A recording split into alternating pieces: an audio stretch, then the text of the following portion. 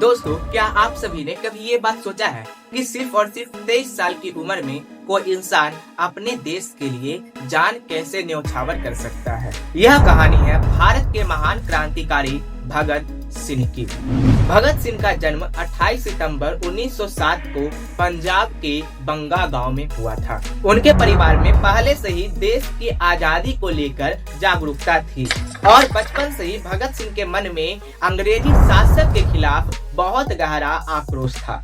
फिर समय आता है 13 अप्रैल 1919, जब जालियांवाला बाग हत्याकांड हुआ था। यह पूरे भारत के लिए बहुत ज्यादा खौफनाक घटना थी और इस घटना ने भगत सिंह के विचारों को और भी ज्यादा मजबूत कर दिया था।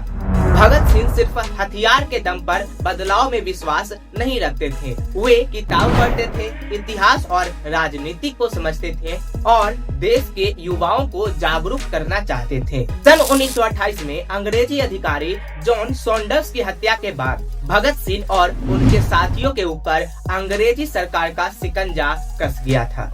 फिर उसके बाद 8 अप्रैल 1929 को भगत सिंह और बटुकेश्वर दत्त ये दोनों आपस में मिलकर केंद्रीय विधानसभा में बम फेंका।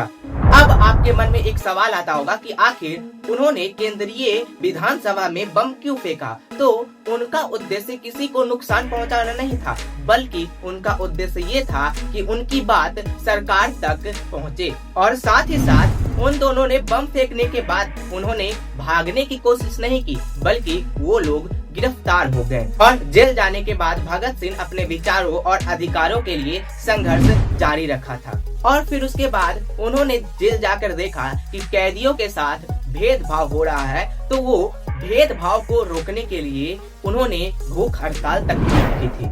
और अंततः 23 मार्च 1931 को भगत सिंह, सुखदेव और राजगुरु ये तीनों को फांसी दे दी गई। और उस समय भगत सिंह की उम्र केवल 23 वर्ष थी और उनका उम्र केवल छोटा था। उनके सपने बहुत बड़े थे।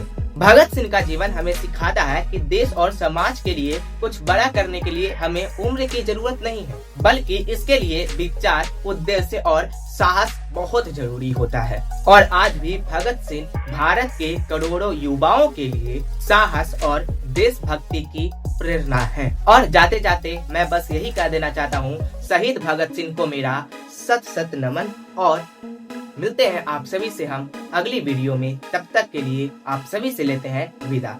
बाय।